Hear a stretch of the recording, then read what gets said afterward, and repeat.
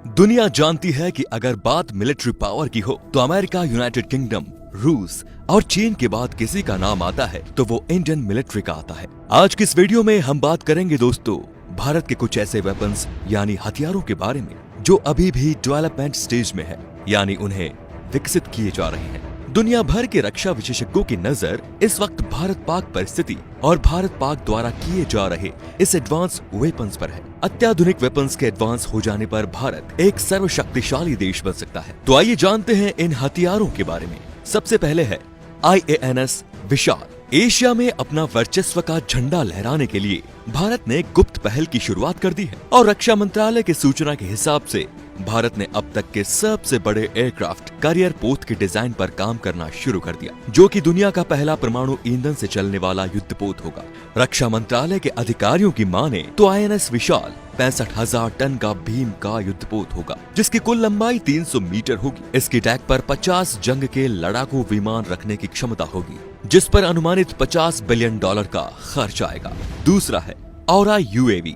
DRDO द्वारा बनाया जा रहा ये पहला आधुनिक मानव रहित अनमैन्ड कॉम्बैट एरियल व्हीकल, जिसका निर्माण बेंगलुरु की प्रयोगशाला में किया जा रहा है। ये एडवांस कॉम्बैट ड्रोन युद्ध की अत्याधुनिक खूबियों से लैस होगा, जिसमें on board computer data links, fire control, radar और ट्रैफिक कोलिजन अवॉइडेंस सिस्टम जैसे आधुनिक तकनीकें होंगी, जो दुश्मन की नजर में आए बिना दुश्मन के इलाके में घुस के टारगेट को तबाह करने के लिए सक्षम होंगी। तीसरा है ब्रह्मोस 2।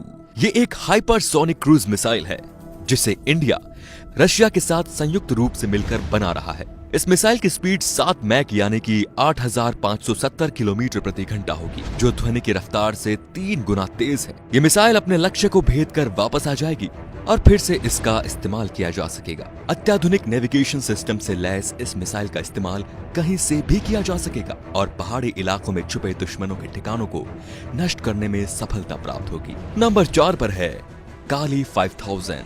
ये एक ऐसा शक्तिशाली हथियार होगा जो दुश्मनों के हर हवाई जहाज, मिसाइल, रॉकेट समेत हर अनवांटेड डिवाइस के चिप्स और इलेक्ट्रॉनिक सर्किट को इलेक्ट्रॉनिक्स माइक्रोवेव तरंगों के शक्तिशाली झटकों से नष्ट कर हमारे देश की रक्षा करेगा।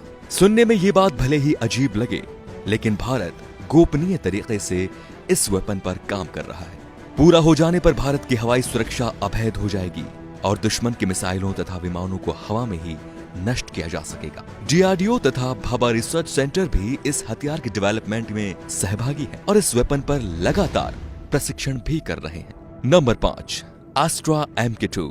ये भारत का पहला एयर क्लियर मिसाइल है, जिसे DRDO द्वारा बनाया जा रहा है। गाइडेंस सिस्टम से लैस ये हथियार हवा से हवा में वार करने के लिए इस्तेमाल किया जाएगा। इस मिसाइल को पूरी तरह विकसित होने के बाद इसे भारतीय सेना और नेवी को दे दिया जाएगा, जिसके बाद भारत का नाम उन चुनिंदा देशों में गिना जाएगा जिसके पास अति अत्याधुनिक मिसाइलें हैं।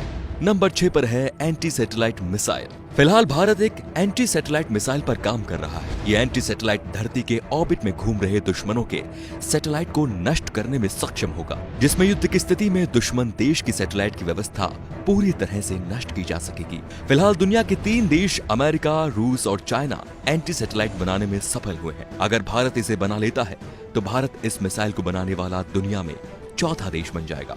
अंत में है कान टैंक। इसे DRDO द्वारा अर्जुन टैंक को आधार बनाकर डेवलप किया जा रहा है। अभी तक इसके आधिकारिक नाम की घोषणा नहीं की गई है, लेकिन औपचारिक रूप से इसे कर्ण नाम दिया गया है। 48 टन के वजन वाले इस टैंक के ऊपर 120 mm की राइफल लगी हुई है, जिसकी मारक क्षमता 5 किलोमीटर है और मौजूदा दुश्मन के टैंक को आसानी से नष्ट कर देगी। ये टैंक बहुत ही कामगार है।